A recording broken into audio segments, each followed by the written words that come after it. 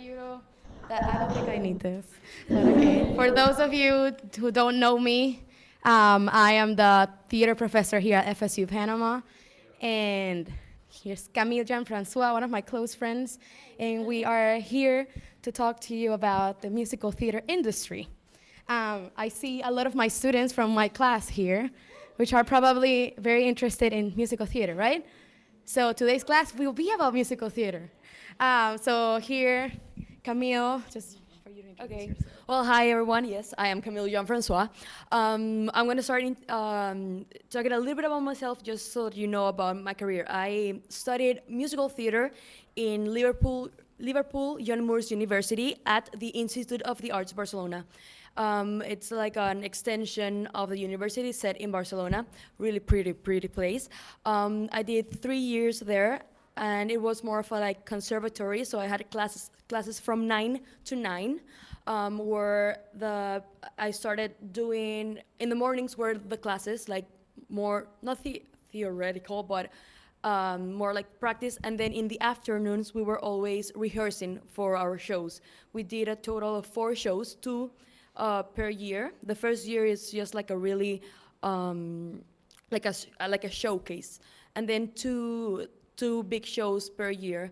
And I had the opportunity to play really good and big roles that I really enjoyed doing, as Morticia, the witch in Into the Woods, Vi Moore in Footloose, and then the last one was Bonnie and Clyde, where I participated as part of the ensemble. So that's just a little brief. I've also worked here in Panama in some musicals, and I'm not gonna name them all. So, just so that you know a little bit about what I do. Now I'm working as the artistic and academic coordinator of Fameway Academy School of Performing Arts, which is a school dedicated for small kids to grow in arts and start getting to know acting, dancing, and singing. So here, yeah, there. Ooh. Yes. Well, as you may or may not know, what's musical theater? Musical theater is a form of combining music, song, spoken dialogue, and dance through theater. So it's really important. Sometimes you may have the question if it's important to sing or dance or act or in musical theater. Well, the answer is yes. Really important is that sometimes people think that you have to sing and dance only. That's the only important part. For me, one of the most richest things of musical theater is that it's still theater. You still get to act. You still need to be a really, really good actor, because you're telling a story. You're taking a character through a journey. Even if it's an ensemble member, you should be able to create the whole story of your character and be able to show and to tell a story, and everyone in the audience should be trying to figure out what's going on that person's character.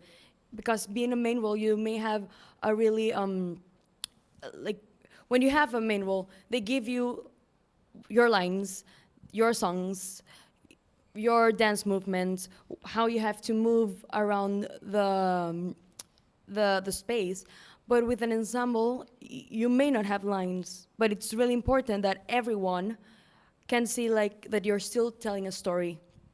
So. Good. So if I may add something, some of you ask me, "Oh, Professor Croston, do I need to know how to dance, sing, and act, the 3 of those combined, and to be perfect at the 3 of them to do musical theater?" And the answer is no. So there's musicals that are completely sung through, like Les Miserables. So do you have to dance to be in Les Miserables? Not at all. Or do you have to be a really good dancer to be in Miss Saigon? Not at all. But there are shows that are really dance heavy, like Chicago. If you want to be in Chicago, you really need to know how to dance, right? So don't close the doors on being in musical theater just because you're not good or perfect at one of the 3 things that you have to do. Adding to that as well, you may be just an actor and still be in musical theater. There are roles in musical theater that don't sing and don't dance, and they still need really good actors in comedy or drama, just to be able to tell a story. So not necessarily you need to sing or dance, but you at least need to have one of the two, because usually there's gonna be song. You might not be able to sing, or even if you're not a dancer, there are shows that have no non-dancers, but still they have to be part of the like choreography at the end of the show. Simple movements, but you have to be able like to coordinate at least. But there are also ones that you just walk. Les Miserables is just walking and then raising a flag. Good, so moving on.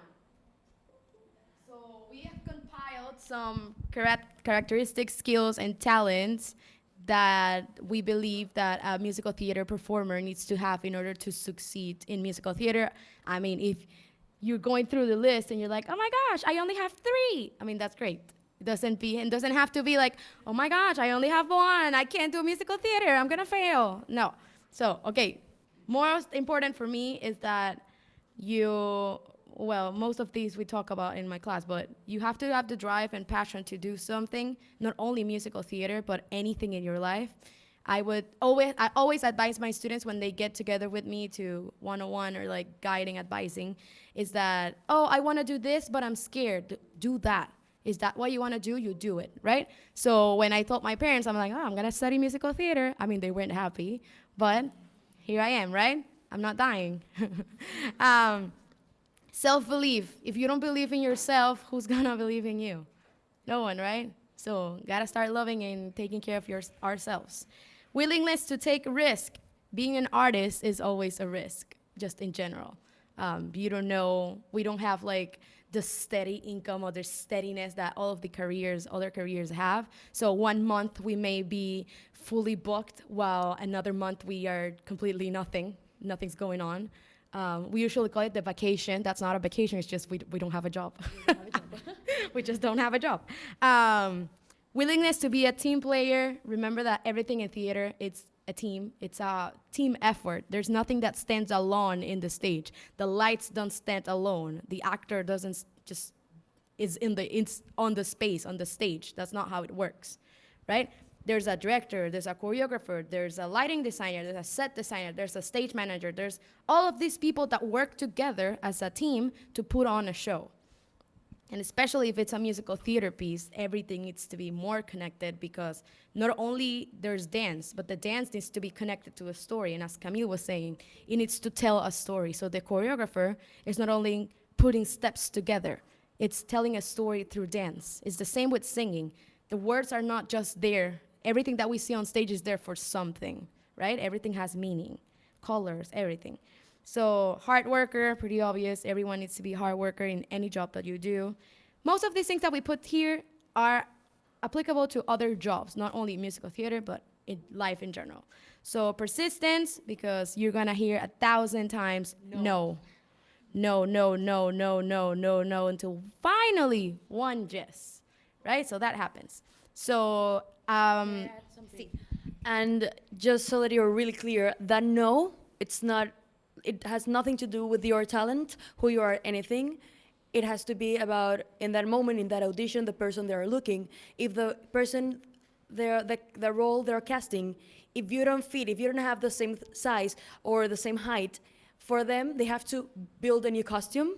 They have to do new shoes. They have to do everything again, and that's money. So you might be as talented as the person they end up choosing, or even have more talent, but they need to do a dress again. So that's gonna be a no for you. So don't let yourself be down, or don't be sad after an audition. Like you're gonna be sad, of course. We all want the job. We all want the job, like always. And you want to have the job, but at the same time, when it doesn't happen, you can't just throw yourself down, start crying, leave everything on the side, because you go back to persistence, you go back to drive, passion, self-belief, everything. You have to get up and say, I'm going again, because the moment you stop going to the next audition, or stop training, or stop everything, it's gonna be more no's.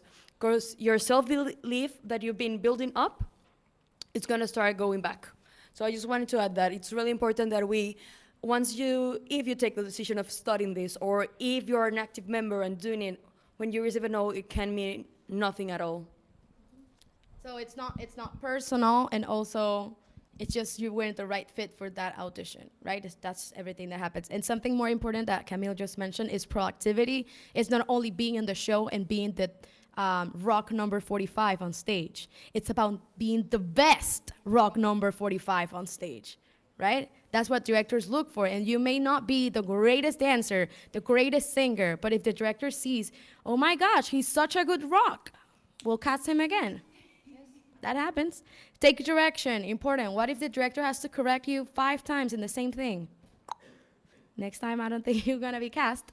And super important to be able to listen. So read the room, listen to what's going on. If the stage manager is screaming her head off to everyone to pay attention, that's something to be mindful of. Also, adding to what Camille said, is if you stop going to auditions, people are probably gonna forget about you. And that's not what we want. We want to be in the top of the mind of everyone that's on the other side of the audition, on the table, right? So moving along. Yes. About listening, it's not only listening to what the director, stage manager says, it's also about being able to listen and being present in the moment of acting. Acting is reacting.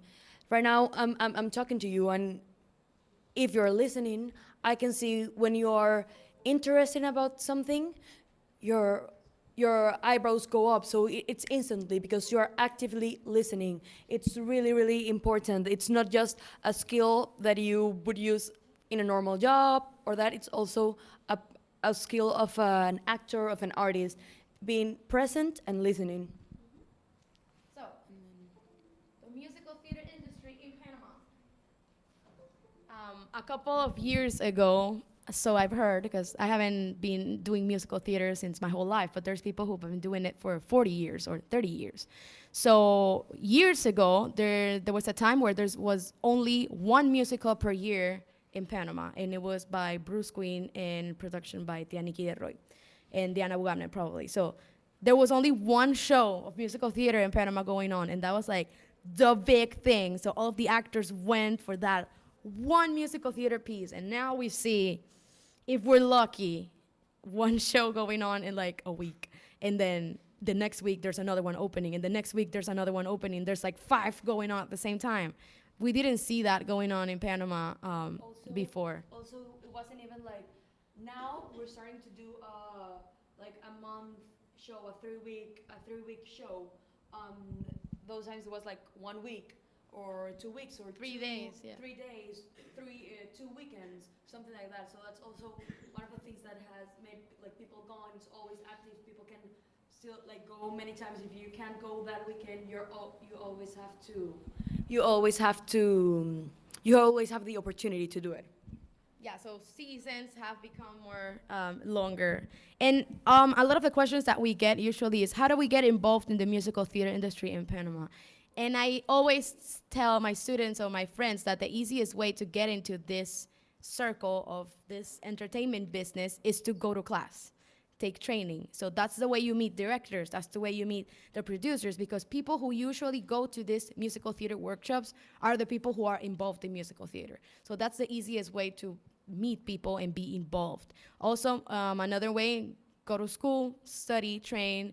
You won't meet people from specifically the industry in Panama, but industries in other countries. So for example, Camille has friends that are in Spain, who I'm sure she can contact and have that connection there.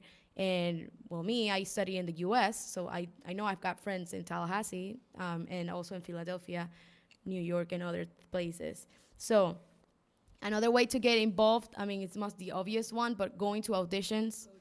Go to every audition. You're like, oh, but I'm not such a good dancer. Professor Croston said not to go to the auditions of Chicago because I'm not the greatest dancer.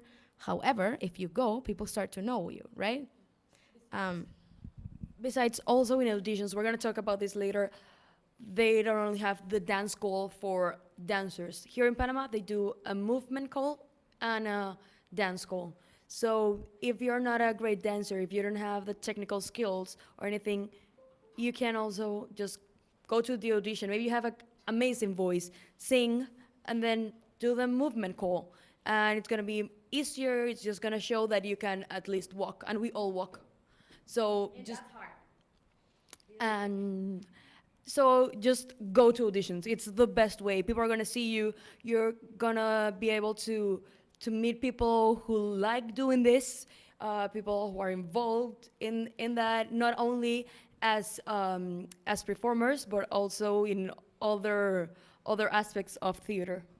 And I think that ties up when how to network. I think if the more you go to shows also and you talk with the actors afterwards or the director or producers after the shows, it's a great way to network and to get to know them and for them to get to know you.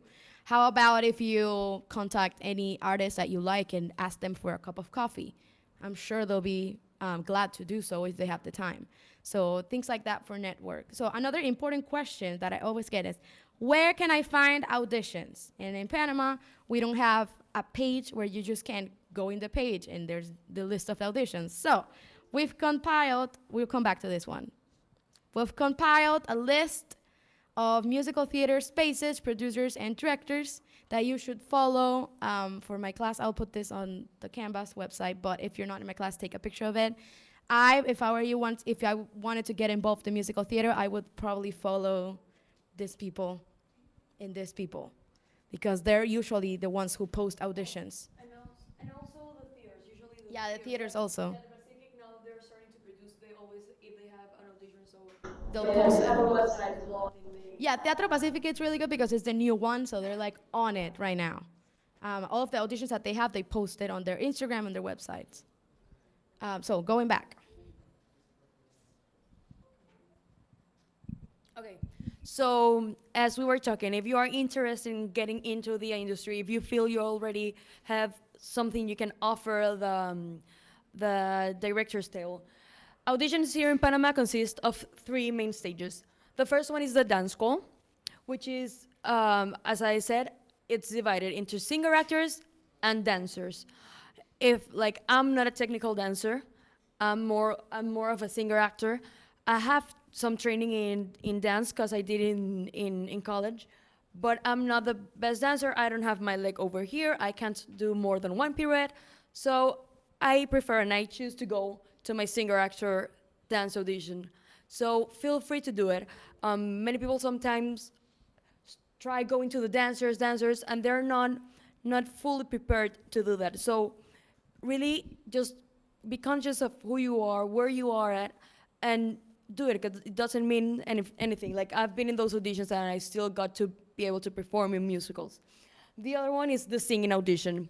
You're usually gonna be able to sing no more than 30 seconds in the audition. Really, like, it's really rare that they hear you more than 30 seconds. They have tons of people they have to listen. So it's gonna be, they're gonna listen, okay, first, if you can pitch, and then if you can pitch, they decide if they take you longer, or if they know the song, they say like, okay, just jump to the highest part. Not everyone has the same vocal range. Take a song, it's in your vocal range, and really show off how your voice is different. Some people sing really high, and that's really like, wow, look at those notes. There are people that sing really low, and it's really cool and really interesting and rich to listen to that, and they also appreciate it. Besides, in a musical, they need to have 3 voices, and they need the altos. So, and almost never they have like altos. Like, Anna is one of them. And then, yeah, take a musical theater song. If you're auditioning for musical theater, research the show, know the style of the show, the genre of the show, and choose a song that fits the musical. Sometimes here in Panama they give you the song, so if they do, well, you can take it. I personally think that it's the process the actor or the artist does in choosing the song says a lot about them, how they created, how they chose, or why they choose a song. It's really cool. So if you feel good about doing it, do it. But take a musical theater song, unless you're auditioning for a rock show. take rock or pop. Something to add about that is that there's been times where I'm not joking, but last audition I think it was Mamma Mia, and they were people who got into the audition singing J Balvin and Bad Bunny. Despacito. So that's a no-no. The soon you start singing, thank you, we'll call you. Don't call us, literally. So choose a song that fits the show, and specifically that is musical theater, or depending on the genre of the show. So for example, if it's We Will Rock You, that's a musical with Queens, music about Queen, the Queen songs, We Are the Champions, blah, blah, blah. Like you can take a rock song, that would be great. Or if it's an Elvis Presley show, like you can take something about that those days, those years. Kind of Mamma Mia, like stuff like Mamma Mia. You can take a pop, or you can take something from the group ABBA or something like that. That's they like hearing that. If they don't give you the song, if they give you the song, they usually want you to hear the song they gave you. So, what is the best way to present yourself in an audition? Okay. Yeah, we talk about briefly about this, but like, what is the best way to present yourself in an audition? Take care of yourself, the way you dress. Don't show up like in pajamas with a top bun and run down makeup because you went to a party the day before. They take note about that. Yeah. Also, there's no need to overdress or go dressed up as the character you want to play. You can take something related to the show, like if it's rock, okay, go with the jean, like something like I am right now. If it's something more classical, okay, you can maybe dress up like Prof. Croston. Also, if you have to dance, take the things you need for the dance school. I would never go to a dance call like Yeah, she might sing like that, and they change to your jazz shoes or whatever you need for a dance school. So be prepared. Take anything. If you're a dancer and it's a dance school, take every shoe: ballet shoe, jazz shoes, foot thongs, character shoes, tap shoes. Take every shoe, okay? Because they might ask you. You never know. Like, oh, anyone taps here? Oh, it doesn't say so on the flyer, but if you have the tap shoe, they're gonna put you to tap. So that's an opportunity. As well as, I think, what to expect? The answer is you can expect everything. Like there's nothing. Anything can happen. Take 2 songs. Have one song in your mind, but if they ask you for another one, you have a contrast song, because you don't know. Maybe they like you, they want to listen to you in another thing, or that director knows that in 3 months he's doing another show, and he's like, oh, I'm going to see now if she can sing this type of music. Do you have something like that? Take more than one song. They might ask you like, oh, can you improvise something right here? Be open to receiving that type of questions. And well, how to behave is also be kind to absolutely everyone. You don't know who is there. You don't know what role they have in that production. The person who opens the door might be the assistant choreographer, and if you have a bad attitude towards him, he might be like, oh no, this one is rude, you don't want to work with him. They all have a say at the end. The person who gives you the slip to put your name and everything, he's probably the stage manager, so you don't want to be rude to him. Be kind to absolutely everyone. Be careful what you speak, what you talk.